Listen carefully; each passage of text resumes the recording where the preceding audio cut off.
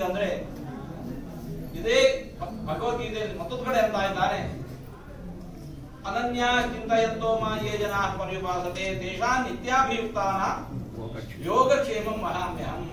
ಅನನ್ಯ ಭಕ್ತಿಯಿಂದ ಯಾರು ನಿತ್ಯ ಭಜಿಸ್ತಾ ಇದ್ದಾರೆ ಅವರ ಯೋಗಕ್ಷೇಮದ ಜವಾಬ್ದಾರಿ ನಮ್ಮದು.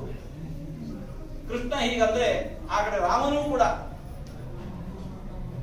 ಇದೇ ಮಾತನ್ನು ಅಂತ ಇದ್ದಾನೆ. ವಿಭೀಷಣ ಶ್ರೀರಾಮಚಂದ್ರನಿಗೆ ಶರಣು ಬಂದ.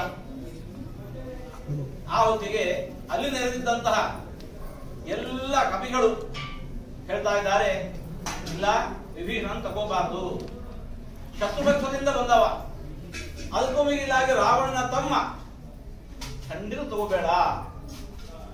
ರಾಮ ಅಂದ,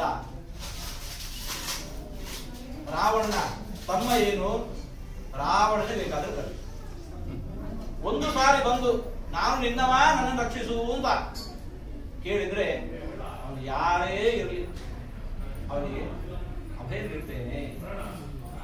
ಸಕಲದೇವ ಪ್ರಪನ್ನಾಯ ತವಾಸ್ಮೀತಿ ಯಾಚತೆ ಅಭಯಂ ಸರ್ವಭೂತೇಭ್ಯ ದದಾಮಿ ಏತದ್ ವ್ರತಂ ಮಮ. ಆಯುಷ್ ನನ್ನ ವ್ರತ ಅಂತ ಹೇಳ್ತಾ ಇದ್ದಾನೆ. ನಾವೆಲ್ಲ ದೇವರ ಹೆಸರಲ್ಲಿ ವ್ರತ ಸ್ವೀಕಾರ ಮಾಡಿದ್ರೆ ಅನಂತನ ವ್ರತ, ಸತ್ಯನಾರಾಯಣ ವ್ರತ ಅಂತ ಹೇಳಿಕೊಂಡು ಭಗವಂತ ಭಕ್ತರ ಹೆಸರಲ್ಲಿ ವ್ರತ ಸ್ವೀಕಾರ ಮಾಡ್ತಾನೆ. ಅವರನ್ನು ರಕ್ಷಿಸುವ ಜವಾಬ್ದಾರಿ ನನ್ನದು ಅಂತ ಹೇಳ್ತಾರೆ.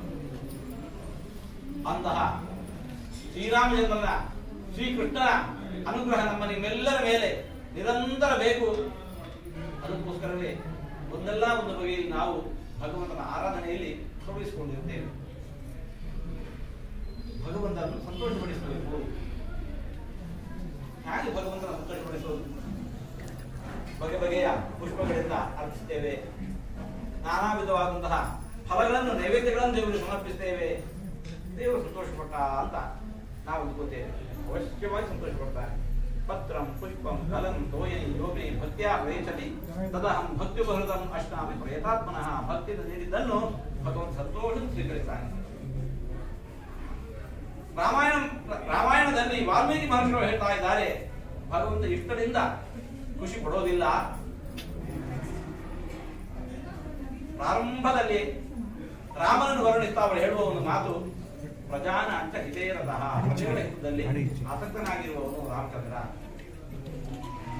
ಊರೊಳಗೆ ಯಾವುದೇ ಒಂದು ಮನೆಯಲ್ಲಿ, ಪ್ರಜೆಗಳ ಮನೆಯಲ್ಲಿ ಕಷ್ಟ ದುಃಖ ನೋವು ಇದೆ ಅಂತಂದ್ರೆ ಅದು ತನ್ನದ್ದೇ ನೋವು ಅಂತ ಭಾವಿಸುವವನು. ಪರರ ದುಃಖದಲ್ಲಿ ತನ್ನ ದುಃಖವನ್ನು ಕಾಣ್ತಾ ಇದ್ದ. ಪ್ರಜೆಗಳ ಮನೆಯಲ್ಲಿ ಹಬ್ಬ ಸಡಗರ ಸಂತೋಷ ಇದೆ, ತನ್ನ ಮನೆಯದ್ದೇ ಸಂತೋಷ, ತನ್ನ ಮನೆಯದ್ದೇ ಹಬ್ಬ ಅಂತ ಭಾವಿಸ್ತಾ ಇದ್ದ. ಪ್ರಜೆಗಳ ದುಃಖದಲ್ಲಿ ತನ್ನ ದುಃಖವನ್ನು ಕಾಣ್ತಾ ಇದ್ದ, ಪ್ರಜೆಗಳ ಸಂತೋಷದಲ್ಲಿ ನಾನು ಸಂತೋಷವನ್ನು ಅನುಭವಿಸ್ತಾ ಇದ್ದ. ಹಾಗಾದ್ರೆ ರಾಮದೇವರು ಸಂತೋಷದಿಂದಿರಬೇಕು ಅಂತಿದ್ರೆ ಪ್ರಜೆಗಳು ಯಾರು? ರಾಮನ ಪ್ರಜೆಗಳು ದುಃಖದಿಂದಿರಬಾರದು. ಪ್ರಜೆಗಳು ಸುಖದಿಂದ ಇದ್ದಾರೆ ಅಂತಂದ್ರೆ ರಾಮನು ದುಃಖದಿಂದ ಇರ್ತಾನೆ. ರಾಮನಿಗೆ ಭವ್ಯವಾಗಿರತಕ್ಕಂತಹ ಮಂದಿರ ನಿರ್ಮಾಣ ಆಯಿತು, ಭವ್ಯವಾದಂತಹ ಪ್ರತಿಮೆಯ ಪ್ರತಿಷ್ಠಾ ನಡೆದು ಹೋಯಿತು. ದೇವರು ಸಂತೋಷಪಟ್ಟ ಅಂತ ನಾವು ಭಾವಿದ್ದೇವೆ. ಮಹರ್ಷಿಗಳು ವಾಲ್ಮೀಕಿ ಮಹರ್ಷಿಗಳು ಅಂತ ಇದ್ದಾರೆ, ಇಷ್ಟು ಸಂತೋಷಪಡ್ತಾನೆ. ಹೌದು, ನಮ್ಮ ಕರ್ತವ್ಯ ಮಾಡಬೇಕು. ನಾವು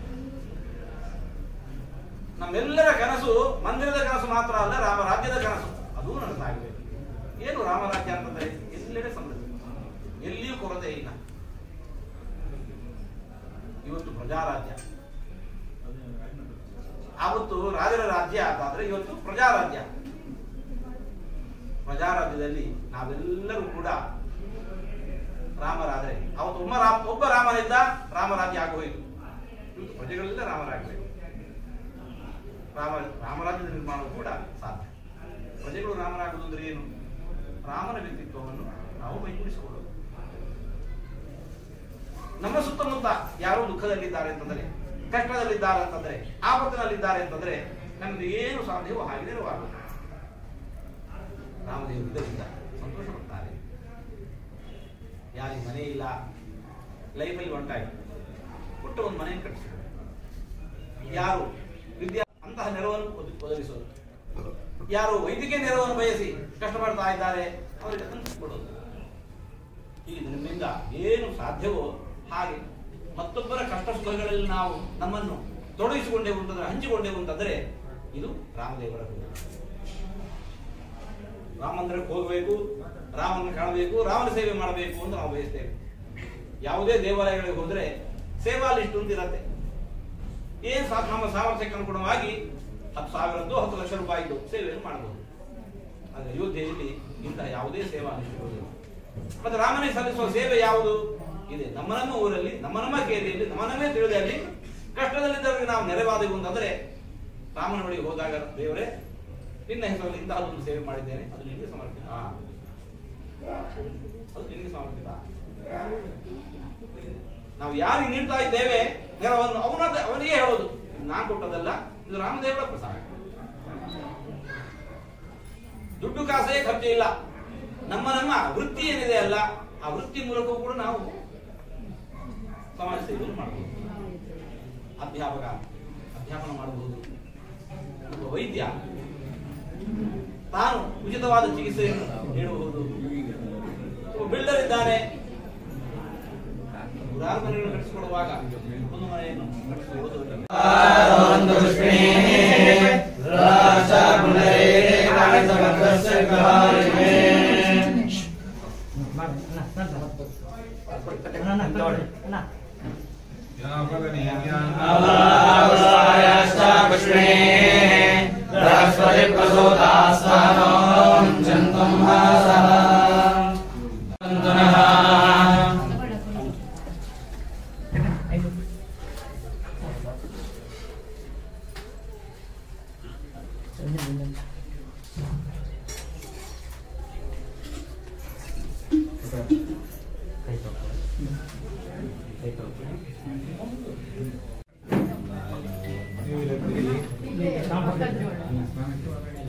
ಬನ್ನಿ.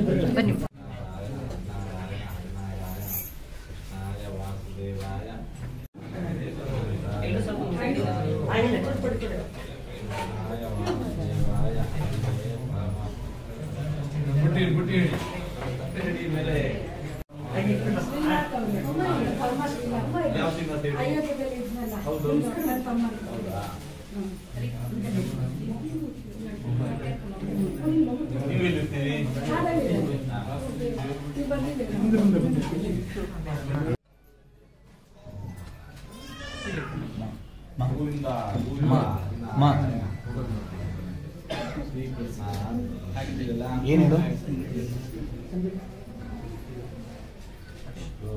ಏನು ವಿಶೇಷ ಇವತ್ತು?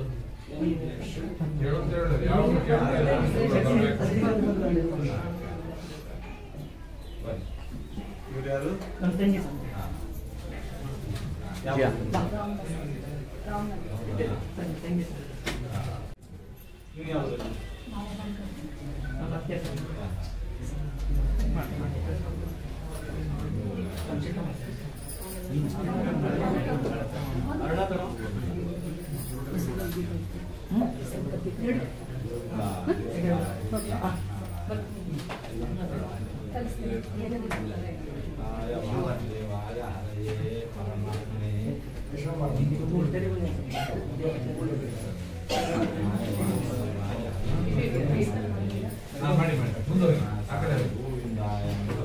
ಕೊಟ್ಟು ನಮಸ್ಕಾರ ಮಾಡಿ.